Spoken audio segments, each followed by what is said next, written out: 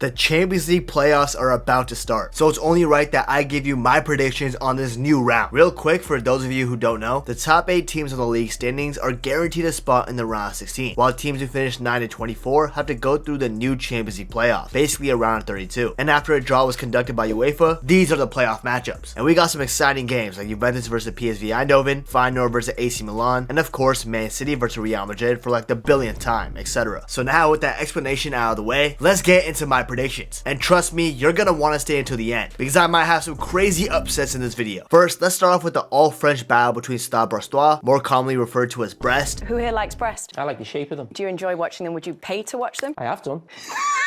Who are taking on the giants of the country, PSG. Now, first and foremost, round of applause for Brest, man, because they've done so well in the Champions League. Not only is this the first time they've ever played in this competition, but despite Brest playing their home games in a town an hour away in Guingamp because their actual stadium doesn't fit UEFA's regulations, they still somehow managed to finish in 18th place, which is pretty decent. At least they're in the top 24, unlike the other top teams. RB Leipzig. And they also managed to get good results in games against Sturm Graz, where they won 2-1, RB Salzburg, where they won 4-0 away from home, drew to a very good Bayer Leverkusen side 1-1, beat Sparta Praha 2-1 away from home, and even beat another team in the playoff round, PSV Eindhoven 1-0 at home. So Brest, well done. They've done great, and they should be very proud of themselves of making it to the playoffs in the first place. But against PSG, let's keep it 100. There is absolutely 0% chance that Brest is going to make it through to the round of 16. Like, it's impossible. I am so confident that PSG are going to go through that if they don't, I'll give away a $25 Amazon gift card after the playoffs are over. Fuck it. That's how confident I am. So wait, why am I so confident that PSG is going to win this tie? Well, that's because in the last 20 games between these two sides, PSG have won 18 of those games, and a draw has only happened twice. And to my knowledge, the last time Brest even beat PSG was all the way back in 1985. That's basically when the dinosaurs were around in my books. Not only that, Brest and PSG actually played each other very recently this month, literally on February 1st, and Brest got smoked at the Real home stadium 5-2, with Ousmane Dembele scoring a hat-trick on them, his second hat-trick of back-to-back games, scoring a hattie against Stuttgart in the Champions League beforehand too. I can't believe Ousmane Dembele finally figured out how to finish the ball into the back of the net. This guy might actually slowly start to live up to his full potential. And speaking about PSG in the Champions League so far, sure, they finished 15th in the table, which isn't that good compared to their standards, and lots of teams like Arsenal 2-0, Bayern 1-0, and Atletico 2-1 at home while dropping points to PSV 1-1 in the first 5 games of the campaign, but they managed to lock the hell in for the last 3 games, and ended up beating Salzburg 3-0 away from home, which is basically 3 points, came back from 2-0 down at home against Man City to slap them up 4-2, a very impressive win, and it also showed that PSG can actually get a result when their backs are against the wall, and they just beat Stuttgart 4-1 as I briefly mentioned, with Dembele scoring a hat-trick on them. So it seems like PSG are finally back in form, and they know what they're doing. Plus, with new signing Kvaratskhelia finally getting registered to play in the Champions League with them, PSG have only gotten stronger. So with everything I just said, there's no need to waste any more time on this fixture. Sorry, Brest, you know I love you. And I ain't just talking about the team, if you know, you know. Hey, yo! But PSG are definitely going through in this playoff tie. Moving on to the next Champions League playoff match, let's talk about Sporting Club de Portugal versus Borussia Dortmund. Now, both of these sides are going through some hardship recently. Now, yes, I know Sporting are first place in the Portuguese league right now, but don't be fooled by that because they're still going through it. In the Champions League, Sporting were cooking in the first few games, and it seemed like they had a top 8 spot on lock. They beat Lille 2-0 at home, a team that eventually got in a top 8 spot themselves, drew to PSV away from home, beat Sturm Graz 2-0 away from home, and beat the hell out of Manchester City 4-1 at home too. But then, once Ruben Amorim stepped away from Sporting and went to coach Manchester United, what a downgrade by the way, the poor guy made the wrong choice in my opinion, Sporting started getting rinsed in the Champions League. In fact, since Amorim departed, Sporting haven't won a Champions League game. They got destroyed by Arsenal 5-1 at home, they lost at Club Brugge 2-1, a side that barely made it into the playoffs by finishing 24th place exactly, lost to RB Leipzig 2-1, a Leipzig side who by the way didn't even make the playoffs, they were that terrible, and had to fight back from going down to Bologna at home and drew 1-1. Not only that, Amorim's replacement at Sporting, Jean Pereira, did so badly at the club that the Portuguese champion sacked him after just 8 games. And although Rui Borges has taken over and is looking better, clearly Sporting are going through a tough period right now. Plus, with Victor Gyökeres being injured and is still being unsure whether he'll take part in the first or second leg against Dortmund, who knows how Sporting is going to perform. But his replacement so far, Konrad Harder, has been doing pretty good, so at least they have him. But before I give my prediction on the game, let's talk about Borussia Dortmund first. Now, Dortmund, unlike Sporting, are doing the best in their respective league. At the time of me filming this video, they're 11th place in the league, and recently lost to teams like Holstein Kiel 4-2 and Eintracht Frankfurt 2-0 in 2025. So Dortmund, for lack of better terms, are doing terribly. Now, in the Champions League, Dortmund were expected to finish at least in the top 8. I mean, come on, they were literally in the final last year where they lost to Real Madrid 2-0. Instead though, they finished 10th, which is basically right outside the top 8, so it hasn't been that bad in Europe. Definitely not as bad as Sporting, who finished 23rd and barely made it into the playoffs. And Dortmund also did get a lot of good results in the Champions League this year, like absolutely destroying Celtic 7-1, beating Club Brugge away from home 3-0, and beating Shakhtar in the last game 3-1. And some of their players are performing very well too, like Serhou Guirassy for example, who is one of the competition's top goal scorers right now. So you might be asking me, okay, Nabuto, it seems like Dortmund are doing actually pretty well. So why am I saying they're going through some hardship right now? Well, it's because Dortmund recently sacked their ex-manager in Nuri Sahin and hired Niko Kovac, a manager who's been passed around the Bundesliga. And although his stint at Eintracht Frankfurt was a success, his 2 recent stints with Bayern Munich and Wolfsburg haven't been. And I feel like his system, the 3 in the back system, just won't really work with Dortmund. And he never really changes his formation around depending on the personnel that he's got. It's either you work for him under his system or you don't. He's not that accommodating. And even though he beat Heidenheim 2-1 recently using this system, I'm still having a tough time backing Niko Kovac. Literally with this system, he just lost to Stuttgart at home 2-1, so not good. Now, I'm not a hater or anything. I'm just very doubtful as all. And the one thing that's guaranteed about Dortmund is whenever they look like the favorites, don't bet on them because they always have a tendency to bottle it. So with that being said, I might have to go with the first upset in this video and say that I think Sporting will win this Champions League playoff tie and make it to the round of 16. Quite the upset, I know, but here's the caveat. This only applies if Gyökeres is playing. If he ain't there, Sporting ain't going nowhere. Damn, that rhymed. Am I a rapper? Am I the next brown boy to get it poppin'?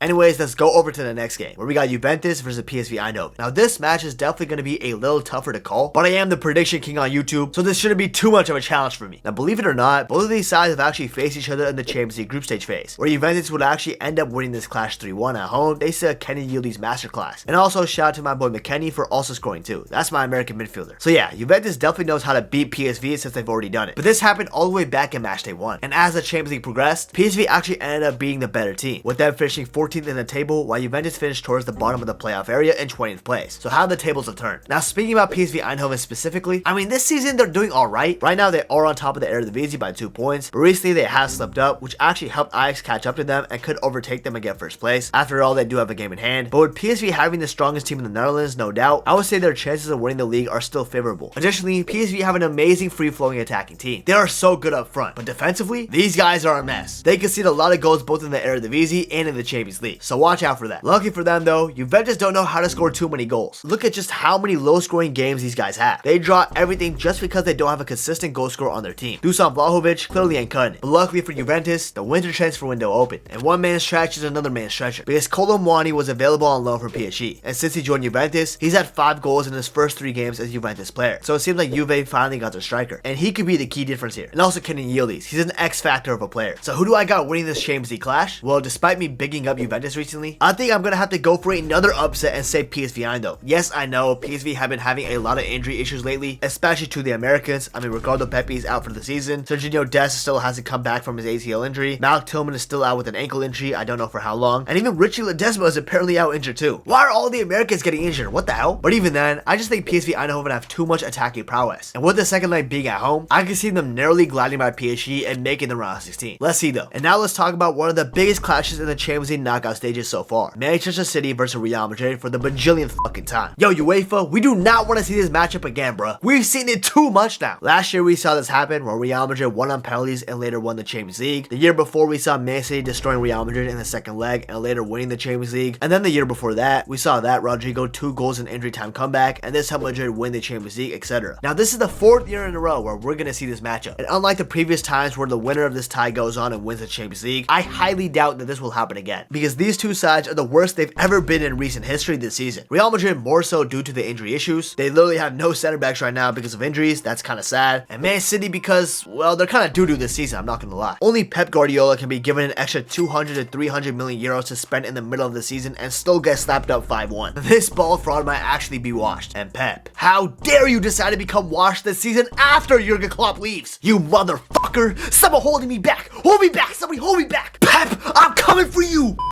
My fault, I got a little carried away there. Let's go over each team specifically and let's talk about Manchester City first. Now it's no secret that Man City, despite winning the Champions League back in 2023 and winning the Premier League 4 times in a row, are really struggling this season. Not only are they currently outside a top 4 spot in the Premier League right now, but they've conceded the most goals out of any team in the top 9 in the Premier League other than Aston Villa, who have conceded 2 more goals than them. Additionally, in 2025, these guys conceded 5 to Arsenal in that thrashing at the Emirates 5-1, and also 4 to PSG in the Champions League where they lost 4-2. And speaking of the Champions League, they've been really poor, finishing in 22nd place, meaning they almost lost out on a playoff spot and could have been eliminated in the group stages. In fact, if they didn't beat Club Brugge 3-1 in the last game of the group stages, they would have been out for sure. And they were down 1-0, so it was looking like City could have exited from the competition already. And I mean, like I said, they have been really poor. They lost 4-1 to Sporting, like I already said. They drew 3-3 to Feyenoord despite being 3-0 up with 15 minutes to go, and also lost 2-0 to a relatively poor Juventus side. Now yes, Pep Guardiola and his unlimited depth of oil money got a ton of new players in January, like Omar Marmoush for 75 million euros, Nico Gonzalez Gonzalez recently for 60 million euros, even though he just got injured though, so let's see if he plays. Kusanov for 40 to 45 million euros, etc. But even then, I'm not sure this is enough to help City compete against the likes of Rodrigo, Vinicius, Jude Bellingham, Federico Valverde, Kylian Mbappe, etc. And speaking of Real Madrid, sure, they're on top of La Liga right now at the time of recording this because they haven't played Atletico Madrid yet, but they're very much in the title race despite having a very depleted squad at the back. David Alaba just got back from injury and now it seems like he got injured again. Rudiger, who was instrumental versus City last time, is also injured and he'll be missing the first leg probably. Militao's out for the season, etc. They're gonna need to start academy graduates like Asensio in the back and maybe Chouameni, who hasn't even been that good this season. But honestly, even with Real Madrid's problems, their attack has overall been amazing, and I don't think City has the defensive capabilities to deal with that all-star studded lineup right now. So in a high-scoring affair, I think Real Madrid, with them being kings of the Champions League, will once again beat Man City and make the round of 16. And if this happens, do y'all think Pep Guardiola is gonna get the sack? It's an interesting question for sure. Let me know down in the comments what you think. Let's now move on to an underrated match in my opinion, Club Brugge versus Atalanta. But before we talk about that, please remember to subscribe to the channel. I really appreciate it and it means a lot, so thank you. And also if you guys can, follow my Twitter and my Instagram, both on Nabuto, if you just want to hear my thoughts on football games, transfers, and overall, just to get to know me more. And also, make sure to join the Discord server, link in the description, and also follow me on Twitch. Live streams may be coming soon. So if you want to, feel free to hit me up with that follow. Thank you. Alright, back to the matchup. We got 24th place Club Brugge, who just barely squeezed in, playing the team who barely missed out on a top 8 spot in Atalanta, who actually finished 9th place. Now talking about Club Brugge first, don't be fooled just because they got the last spot for the playoffs. They're actually a pretty solid team. Not only are they 2nd place in the Belgian league right now, only a few points behind 1st place Genk, but they've had a couple good results, like beating Sporting CP 2-1, beating Aston Villa 1-0, drawing Juventus 0-0, and even though they lost to Man City 3-1, they had a pretty good overall game and were just unlucky to concede a couple of goals that made them lose. They easily could have scored more goals in that game too. So yeah, Club Brugge are definitely a good side, and definitely one of the more underrated ones left in this competition. They got some pretty good players to watch out for too, like Solis and Van Aken. Those are a couple of good players for sure. But now let's move on to Atalanta, who not only have a couple of great players in the team too, like Ademola Lookman, who I'm unsure whether he'll be fit for these games or not, but if he is, that's huge news because he is the African Player of the Year after all. Atalanta also has CDK, Charles de Ketelaere, an absolute baller who's an ex-Club Brugge player as well, and also other players like Retegui, literally the top goal scorer in Italy right now, with him already bagging 20 goals in the country. He actually got 4 in his last game against Hellas Verona too. And then there's Gianluca Scamacca and Scalvini, who somehow recovered from their ACL injuries in record time. They definitely has some compound V injected in them. There's no way else this is possible. And also other top quality guys like Ederson in the midfield, Juan Cuadrado, etc. And yeah, they've lost Nico Zaniolo, but I don't think that'll be too much of a problem to be honest. Not only that, I mentioned this already, but they just barely missed an automatic ticket to the round of 16, with them finishing in 9th place. And although they only won once in their last 3 Champions League games, beating Sturm Graz 5-0 in one of them, they only lost to Real Madrid 3-2 and were close to getting a result. And they drew Barcelona away from home on the final match day 2-2. So they've been pretty impressive against top opposition. And with Gasperini in charge, a top manager, it's gonna be hard seeing Club Brugge pull off the upset here. Atalanta are the recent Europa League champions after all, and they're the only side that beat Bayer Leverkusen last season. So if they have the capabilities of doing that, who says they can't beat this Club Brugge side, despite them being underrated? So yeah, if it wasn't obvious, I got Atalanta winning this clash all the way. On to the next game in the playoffs, let's now talk about Celtic versus Bayern Munich. Now starting off with Celtic, I mean they're dog walking to the Scottish League title, as they usually do. I mean it's the Scottish League. It's only ever a 2-horse race between them and Rangers, let's be serious. But this does mean that Celtic can focus on the Champions League only and try their hardest to pull off a miracle against Bayern Munich. I just know that Celtic Park in the first leg is gonna be jumping. If I had tickets for the game, I would be there no matter what. But in the Champions League, despite Celtic being allowed to fully focus on it, they haven't been the best. Not only did they sell one of their best attackers in Kyogo Furuhashi to League One club Rennes, meaning all the pressures on Ida, and I guess Jota since he's back now, to deliver on the attacking front, but they finished 20th place after 8 Champions League games, often losing to top teams in the competition, like to Borussia Dortmund 7-1 and to Aston Villa 4-2. And even though I'm a USMNT simp, don't get it twisted, I'm not sure how well a backline of Cameron Carter-Vickers and Aaron Trusty can hold up against attackers like Michael Olise, Serge Gnabry, Leroy Sané, and most importantly Harry Kane. This might be a task too tall for Celtic. And speaking about Bayern, I mean they haven't been the most impressive in the Champions League. They're supposed to finish in the top 8, but only managed to finish 12th, losing 3 games in the process, one to Barcelona 4-1, one to Aston Villa 1-0, and then somehow to Feyenoord 3-0. But with all that being said, respectfully to Celtic, I don't think they stand any chance whatsoever.